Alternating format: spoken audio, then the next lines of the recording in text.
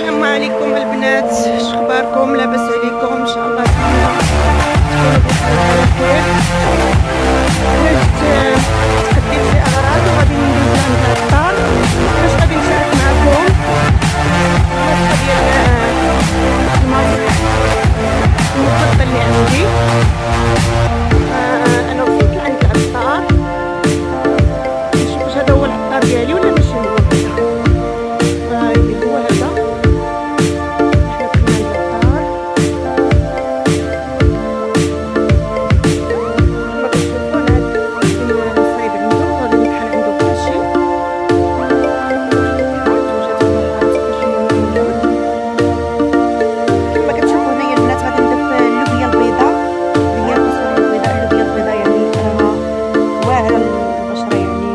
البشرة.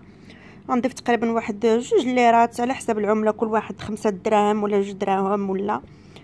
وغادي نضيف عليها الحمص، شي 2 ليرات ديال الحمص. طبعا غادي نحضر عنده لان الماكينه في البيت ما تحملش. غادي نضيف الرز حتى هو راه معروف، فانا كنجمع هاد المكونات كلها في ماسك واحد. في الاول كنت كنتعذب باش نطحن في البيت، وكنطحن ونطحن، ولكن دابا ولاو الماكينات ولاو كلشي يعني متوفرين عند العطاره. وغادي نضيف العدس الاحمر الا لقيتوه متوفر، ما كانش متوفر غير المكونات الاخرى حتى هو. وغادي يضيفهم في الماكينه عنده،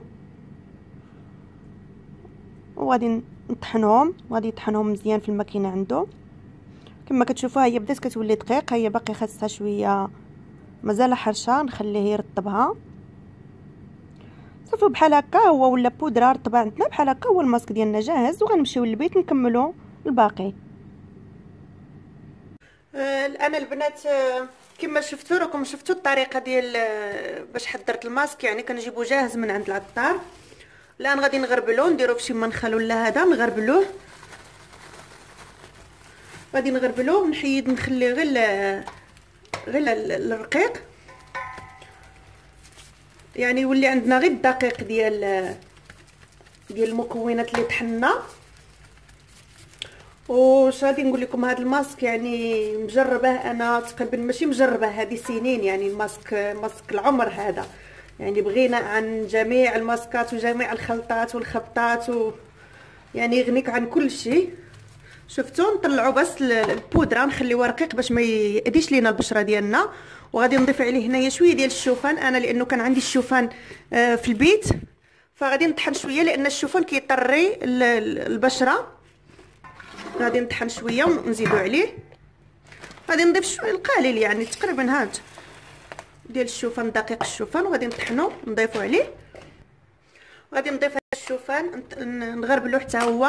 لازم يجي الخليط معنا يكون ناعم كتير رقيق باش ما يأذيش لينا البشره. وطبعا غادي نعطيكم الوصفه الثانيه ديال السيروم للتجاعيد، يعني منزلي. هو اصلا هذا الماسك كيقضي على التجاعيد وعلى السواد وتعب البشره وكل شيء. يعني بحال اللي قلت لكم، يعني انا هذه عمر تقريبا شي 7 سنوات ولا، وانا ما كنستغناش على هذا الماسك عندي الحمد لله. يعني ما عمري ما شفت شي ضرر منه، وحبيت نشارك معكم، يعني كما كنشارك معكم مطبخي ووصفاتي، نشارك معكم حتى بعض الاسرار يعني من وصفات العنايه بالبشره ولا بالجمال. صافي غادي يولي بحال هكا عندنا بودره، غادي نحتفظوا بها في شي قرعه ديال الزجاج. غادي نعمروه في شي قرعه ديال الزجاج ونخبيوه، نحطوه في شي خزنه، او الا كانت ما كان عندكم الرطوبه ممكن تخليوه في البراد، يعني في الثلاجه باش نحافظوا عليه. صافي كنحتفظوا فيه بحال هكايا.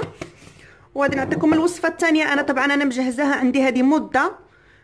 كنجيبوا بذور العنب، يعني ملي ناكلوا العنب البذور ديالو، الزريعه ديال العنب، اولا البذور ديال الزبيب مثلا، اذا ما كانش الموسم ديال العنب، ديك البذور، ونطلعوا تقريبا شي معلقه كبيره منهم، وغادي نطحنوها في مطحنه الكهربائيه في البيت. وغادي نضيف معاها زيت الارغان، زيت ديال الارغان ديال التجميل، طبعا راه معروفه يعني عالميا بالفوائد ديالها. وعندي الزعفران الحر، الزعفران الشعره. طبعا الحر لانه فيه كتير انواع ديال الزعفران، غنختاروا الجوده المزيانه، وغادي نخلطوها مع الارغان ومع ديك البذور ديال الزبيب او العنب، وغادي نحتفظوا به فشي قريعه بحال هكذايا، ونخبيوها فشي خزينه تكون مظلمه ما يكونش الضو فيها كتير. هانتوما كما تشوفوا انا غادي نكب، لان انا مخلطه الصراحه الماسك منين كان وقت العنب. شفتوا كيفاش كتجي؟ هذا فيه الزعفران وفيه كل شيء. ومن بعد استخدام ديال الماسك اكيد كينشف الوجه شويه، الماسك كينشف الوجه شويه. من بعد الاستخدام ديال الماسك كندهنوا بهذا الزيت هذا، وغادي ان شاء الله غادي تشوفوا النتيجه. غادي تصبح البشره ديالكم رطبه ونظيفه وخالي من العيوب، يعني نصيحه مجربه ومؤكده من عندي ان شاء الله. صافي، وانا اليوم غندير واحد التجربه غير على يدي. طبعا كما كتشوفوا ايديا راهم تعبانين غادي ندير واحد التجربه غير على يدي، وغادي نوريكم النتيجه ديال الماسك. غادي نجيب واحد الصحن صغير، غادي نضيف غير معلقه، غندير معكم التجربه. نضيف واحد المعلقه ديال الماسك، يعني للوجه معلقه معلقتين كافيين صغارين. وغادي نضيف عليه الى عندكم الماء الورد ديال التجميل كتضيفوا الماء الورد، واذا ما كاينش كنضيف انا غير الماء العادي. نضيف واحد شويه نخلطوه ونخليوه لانه كيشرب هو، نخليوه يشرب واحد شويه وعاد نستعملوه. وبحال اللي قلت لكم يعني انه هذه الوصفه هذه راه غادي تغنيكم على الوصفات الكيماويه وعلى السيروم ديال التجاعيد. هذا السيروم التجاعيد، هذا سيروم التجاعيد، احسن سيروم وطبيعي ومفعوله يعني باين. احسن ما نروحوا نشريو السيرومات ونشريو بماركات ونشريو كله نفس الشيء. هذه وصفه طبيعيه من عند الله. غادي نطبق نخليوها واحد من نخلطوا الماسك، نخليوها واحد 3 دقائق 4 دقائق حتى يتطلق وعاد نستعملوه. هو من بعد ما خليته شويه كيتقال، الا حسينا به ثقيل كنضيفوا عليه، نزيدوا عليه شويه ديال الماء. الان غادي ندير غير على يدي، غادي نجرب واحد شويه على يدي كما كتشوفوا بحال هكايا. طبعا انا ايديا كتير تعبانين يعني مع الشغل وما كنقدرش نستعمل الكفوف في الشغل، فغادي نجرب. وهذا الماسك تستعملوا على الايدين، على الركب، على الكعوب ديال الايدين في الحمام مثلا او لا في البيت. للوجه مره بالاسبوع، يعني باخر الاسبوع السيده ملي كتكون جالسه في البيت اللي عندها شغل ولا باخر الاسبوع. وكنصحكم تستخدموا هذا الماسك في العشيه، يعني المساء في الليل. احسن حاجه للماسك للوجه انه الانسان يغسل وجهه وينظفه ويعمل الماسك ويدهنه وينعس، لان الصبح كيرتاح البشره وكيرتاح الوجه. الصبح كيفرق الانسان، كيلاقي وجهه فيه نضاره وفيه حيويه. غادي نخليه من 15 دقيقه حتى ل 20 دقيقه حتى ينشف. وانا غادي نغسل يدي. هانتوما كما كتشوفوا الفرق، وحده ما غاديش ندير ليها، غندهن فقط الوحده. وطبعا نصحكم اللي عندها البشره ديالها حساسه رقيقه وحساسه ما ننصحهاش بهذا الماسك. يعني كنصح انا البشره العاديه ولا البشره واخا تكون البشره ناشفه ممكن تستعملوه، وغادي تستعملوا موراه السيروم. انا هذا كنسميه السيروم طبيعي، يعني سيروم منزلي، سيروم للتجاعيد. وهذا الماسك اصلا فيه تغذيه، يعني يغذي البشره، يحيد التجاعيد، يحيد النقاط البقع، كل شيء ان شاء الله. يعني ما غاديش نحتاج نحلف، لانه انا صادقه يعني معكم بدون ما نحلف. الانسان ملي كيكون صادق وواثق بدون حلفان بدون شيء. كما كتشوفوا يعني انا عامله تجربه على يدي، بس تخيلوا نتوما هذا الوجه نشف، صار ناشف. غادي نطرب شويه، غادي عندي واحد الاسفنجه بحال هذه، غادي نفزك باش ما نأذيوش البشره. اول حاجه نطريو نرجعوا نطريوها مره ثانيه. وهذا الماسك مثل ما قلت لكم مره في الاسبوع البنات، مره في الاسبوع. واكيد يعني اكيد كل سيده هذا لازم استخدام الواقي الشمسي، يعني الواقي الشمسي ضروري للبشره سواء بالماسك او بدون ماسك. لكن مع هذه الماسكات وتنظيف البشره والتقشير نحتاج صافي كنبقاو ننظفوا بشويه على الوجه، على المناطق الداكنه مثلا، على العنق، الرقبه في اللي بيكون سواد حول الرقبه. طبعا ماشي من اول يوم غادي تعملوه تاخذوا نتيجه، ولكن غادي تلاحظوا كل مره ومره غادي تلاحظوا النتيجه كتبان.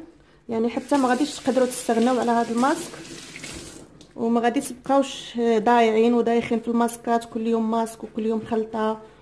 يعني هذا فيه كل شيء مجموع. ومثل ما قلت لكم بالتجربه. وتطحنوا عند العطار، يعني انتم شفتوا انا عند العطار هلا ماكينات عنده ولو تكون الماكينه يعني طاحن فيها مثلا بهارات كركم او كمون او ما بيضر، لانه كمان هذوك الشغلات ما بيضروا البشره. ها نظفوا بحال هكذا، ينظفوا هذا.